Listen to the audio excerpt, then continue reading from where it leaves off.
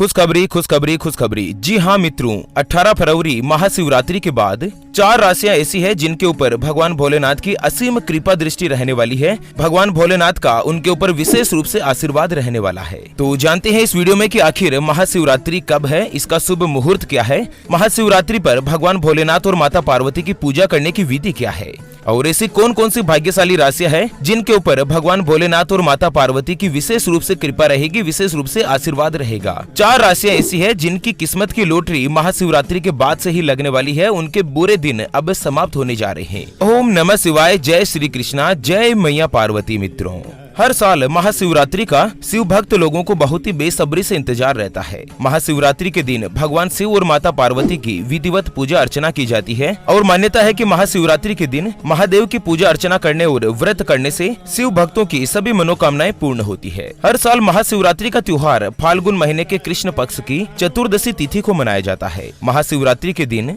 भगवान सदाशिव ज्योतिर्लिंग के रूप में प्रकट हुए थे। इसी वजह से महाशिवरात्रि मनाने का विशेष महत्व होता है। इसके अलावा भगवान शिव और माता पार्वती के मिलन का दिन भी महाशिवरात्रि को ही माना जाता है। चलिए बात करते हैं महाशिवरात्रि के पूजा के शुभ मुहूर्त के बारे में। तो महाशिवरात्रि के दिन तो सूर्योदय से लेकर शिव भक्त मंदिर में पूजा अर्चना करने लगते हैं और लगभग पूरा दिन ही पूजा अर्चना लगी रहती है। हालांकि इस बार महाशिवरात्रि का जो महत्व है वो कई गुना और भी ज्यादा बढ़ चुका है, क्योंकि प्रदोष काल भी महाशिवरात्रि के दिन ही लग रहा है। इस बार पूजा का जो शुभ मुहूर्त की बात करें तो महाशिवरात्रि के दिन रात को 12:09 से पूजा आरंभ हो सकती है, जो कि देर रात 1 बजे तक रहेगी। यानी कि रात्रि पहर में भी महाशिवरात्रि पूजा करने का मैदान कुल बहुत ही अच्छे योग में बन रहा है।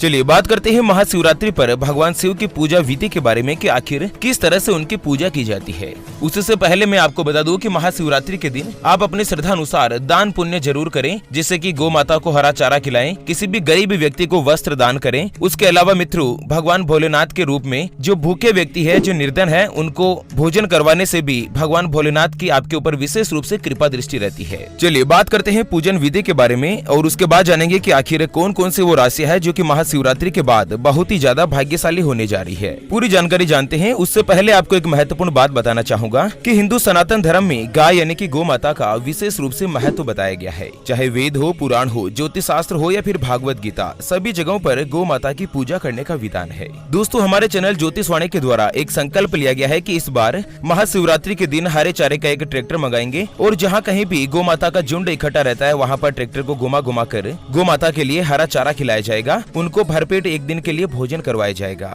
तो अगर आप भी हमारे इस संकल्प में सहयोग करना चाहते हैं तो अभी जो आप स्क्रीन पर QR देख पा रहे हैं श्री हरि ज्योतिष के नाम से, इस पर आप अपनी श्रद्धा अनुसार 11, 21, 51 या 101 रुपए जो भी मित्रों आप गौ माता के लिए सहयोग करना चाहो आप इस QR पर कर सकते हैं। आपका दिया हुआ दान किसी भी गौ माता को एक दिन के लिए भरपेट भोजन दिला सकता है और बदले में आपको भगवान शिव और माता पार्वती का इतना आशीर्वाद मिलेगा जिसकी आप कल्पना तक नहीं कर सकते। चलिए मित्रों, बात करते हैं भगवान भोलेनाथ की महाशिवरात्रि के दिन पूजा विधि के बारे में। तो सबसे पहले आपको महाशिवरात्रि के दिन सुबह सवेरे ब्रह्म मुहूर्त में उठना है और स्नान आदि से निवृत्त हो जाना है। इसके बाद भगवान शिव शंकर की मूर्ति को पंचामृत से स्नान कराएं, यानी कि 5 अलग अलग अमृत से उनको स्नान करवाना है और उनको केसर मिला हुआ जल चढ़ाएं और साथ ही भगवान भोलेनाथ के लिए दीपक जलाएं। भगवान भोलेनाथ को चंदन का तिलक लगाएं। इसके बाद बेलपत्र, भांग, धतूरा, गन्ने का रस, तुलसी, जायफल, कमल गट्ठा, फल, मिठाई, मीठा पान, इत्र और दक्षिणा आदि चढ़ाएं और पूजा के बाद ओम नमो भगवते रुद्राय नमः, ओम नमः शिवाय, रुद्राय संभवाय, भवानी पतये नमो नमः,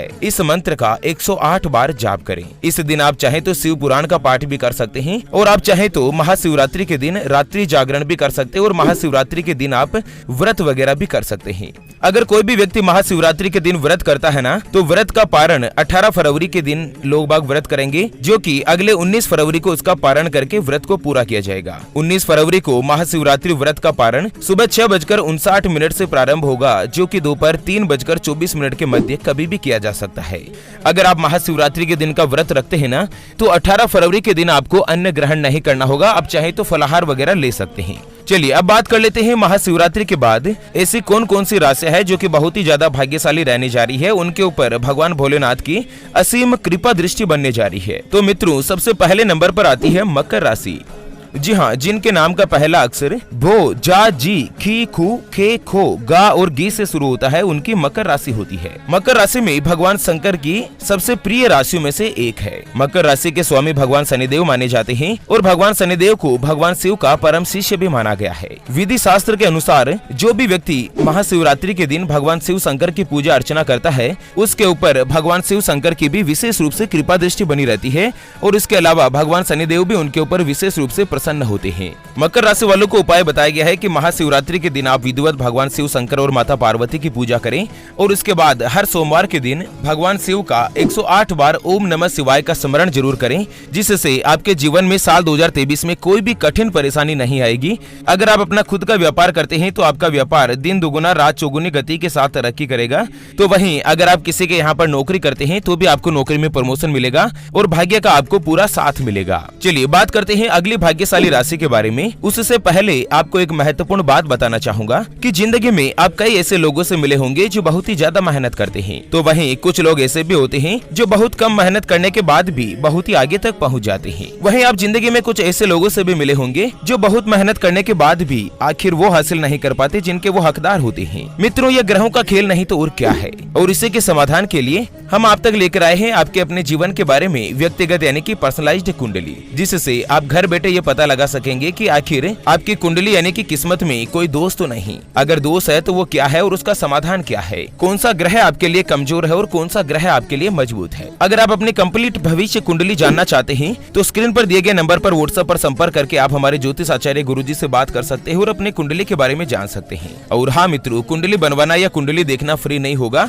इसके लिए 251 रुपए की एक छोटी सी राशि जो है वो गुरुजी को दक्षिणा के तौर पर देनी होगी। अगर आपकी कुछ भी समस्या है जिसका आप समाधान चाहते हैं, जैसे कि आपके ऊपर कर्ज हो चुका है जिसको आप चुका नहीं पा रहे हैं, आपके घर में हमेशा धन की कमी बनी रहती है, आपकी आर्थिक स्थिति खराब है, परिवार के सदस्यों में आपस में बनती नहीं है या पति पत्नी के बीच लगातार लड़ाई झगड़ा बना रहता है, आपका विवाह का योग नहीं बन रहा है, रिश्ते आपके लिए बहुत जगहों से आते हैं लेकिन कोई भी रिश्ता फाइनल नहीं हो पाता, या किसी लड़का लड़की का आप संबंध करने जा रहे हैं और सगाई संबंध करने से पहले आप उनके गुण मिलान करवाना चाहते हैं कि आखिर विवाह के लिए उनके कितने गुण मिल रहे हैं और विवाह के बाद का जीवन कैसा होगा। ये आपको संतान का सुख नहीं मिल रहा है, बच्चे का पढ़ाई में मन नहीं लगता, या बच्चा लगातार अच्छी नौकरी या सरकारी नौकरी की तैयारी कर रहा है लेकिन उसको नौकरी मिल नहीं पा रही है। अगर कुछ भी समस्या है जिसका समाधान अगर आप चाहते हैं तो स्क्रीन पर दिए गए नंबर पर संपर्क करके आप हमारे ज्योतिष आचार्य गुरुजी से बात कर सकते हैं और अपने भविष्य की कुंडली के बारे में जान सकते हैं। चलिए बात करते हैं अगली भाग्यशाली राशि के बारे में, तो वो आती है मेष राशि। जी हाँ मित्रों, जिनके नाम का पहला अक्षर ए, ला, ली, लू, ले, लो, चा, ची, चू और चे से शुरू होता है, उनकी मेष राशि होती है।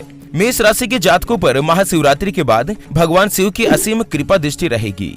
मेष राशि भगवान शिव की सबसे प्रिय राशियों में से एक है। महाशिवरात्रि के दिन मेष राशि के जातकों को भगवान शिव का जल से अभिषेक जरूर करना चाहिए। ज्योतिष शास्त्र के अनुसार ऐसा करने से मेष राशि के जातकों को मनोवांछित फल की प्राप्ति होती है। आपके जीवन में जो भी परेशानियां हैं, जो भी दुख दर्द है, उनका समाधान भगवान भोलेनाथ के द्वारा कर दिया जाता है। उसके अलावा आपको बता दें मित्रों, मेष राशि के जातकों को अगर विवाह के रूप में कोई भी परेशानी है, पति पत्नी के साथ उनकी मैचिंग नहीं हो रही है, तो आपको भगवान शिव शंकर के साथ माता पार्वती भी पूजा करनी चाहिए। अगर आप ऐसा करते हैं तो मित्रों, आपके वैवाहिक जीवन में जो भी परेशानी, जो भी समस्या चल रही है, उसका जल्द से जल्द निराकरण हो जाएगा। चलिए बात करते हैं महाशिवरात्रि के बाद अगली जो भाग्यशाली राशि रहने वाली है वो आती है मित्रों वृश्चिक राशि। तो जिनके नाम का पहला अक्षर तो ना, नी, नु, ने, नो या ये या फिर यू से शुरू होता है, उनकी वृश्चिक राशि होती है। दोस्तों, वृश्चिक राशि के जातकों पर भगवान शिव की कृपा दृष्टि बनी रहेगी। महाशिवरात्रि के बाद वृश्चिक राशि वाले चाहे नौकरी करते हैं या खुद का व्यापार करते हैं, दोनों ही परिस्थिति में भाग्य का आपको पूरा साथ मिलेगा।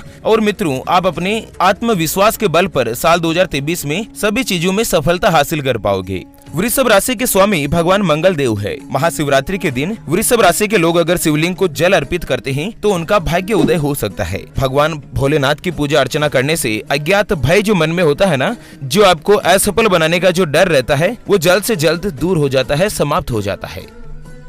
चलिए अगली और अंतिम जो भाग्यशाली राशि आती है वो रहती है मित्रों कुंभ राशि। तो जिनके नाम का पहला अक्षर सा, सी, सु, से, सो, दा, गु, गे और गो से शुरू होता है, उनकी कुंभ राशि होती है। दोस्तों, कुंभ राशि के स्वामी भगवान शनिदेव है।